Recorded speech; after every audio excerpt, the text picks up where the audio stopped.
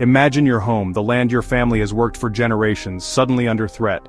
This is the fear that gripped many white South African farmers in recent years. Their anxieties, fueled by reports of violence and land seizures, reached a sympathetic ear thousands of miles away, then President Donald Trump. But how did a domestic issue in South Africa become a talking point in American politics? And what does this story tell us about power, privilege, and whose voices get heard on the global stage? This story begins with a history of dispossession and inequality that continues to haunt South Africa. After decades of apartheid where land ownership was racially skewed, the country embarked on land reforms to right past wrongs. However, the process has been slow and fraught with challenges, leaving many black South Africans still yearning for land justice. In this climate of uncertainty and fear, a narrative emerged of white farmers being targeted, their land seized, and their lives under threat. To understand the story of South African farmers and Trump's involvement, we must delve into the country's complex past. Apartheid, a system of racial segregation and discrimination, left a deep scar on South Africa. Black South Africans were denied basic rights, including land ownership. The end of apartheid in 1994 brought hope for a more just and equitable society. Land reform became a key pillar of this vision, aiming to redistribute land to those who were forcibly removed. However, the path to land reform has been long and winding. The government's efforts to purchase land from willing sellers proved slow and insufficient. This led to calls for more radical measures, including expropriation without compensation. The debate over land expropriation ignited passions on both sides. Proponents argued that it was necessary to address historical injustices and empower disadvantaged communities. Opponents, including many white farmers, feared it would lead to economic instability and undermine property rights. In 2018, a single tweet from then-President Trump thrust the issue of South African land reform onto the global stage. Trump, citing what he claimed were large-scale killings of white farmers, instructed his Secretary of State to investigate land and farm seizures. The tweet sent shockwaves through South Africa and beyond. It was widely condemned as inaccurate and inflammatory, fueling existing racial tensions.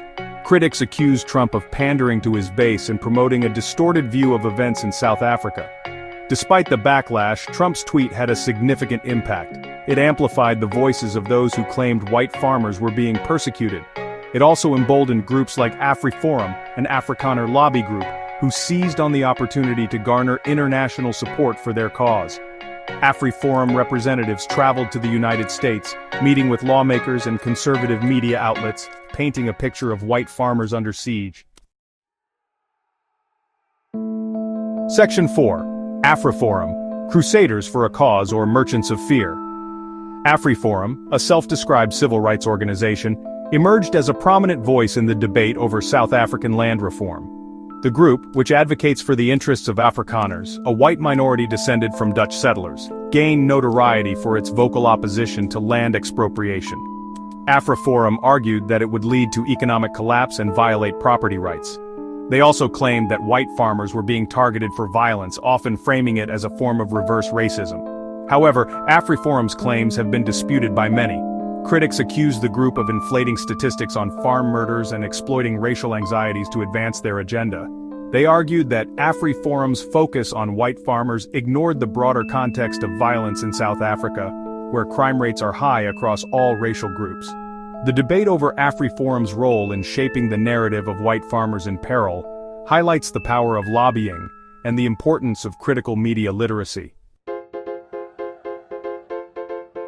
Section 5. The red carpet for some, the cold shoulder for others. Trump's interest in the plight of South African farmers culminated in an extraordinary move. He announced that he would grant refugee status to white South Africans claiming persecution. This decision drew immediate condemnation from human rights groups and the South African government. Critics accused Trump of hypocrisy, pointing to his administration's harsh stance on immigration and asylum seekers from other countries. They argued that Trump was selectively applying compassion based on race and political expediency. The decision to grant refugee status to white South Africans also raised questions about the definition of persecution.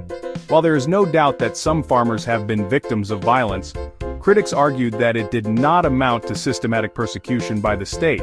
They pointed out that the vast majority of farm attacks were motivated by criminality, not race. The debate over Trump's decision exposed the complexities of immigration policy and the role of race and power in shaping perceptions of suffering. Section 6. Justice for whom? The morality of selective compassion. Section 7. Whose narrative will we believe?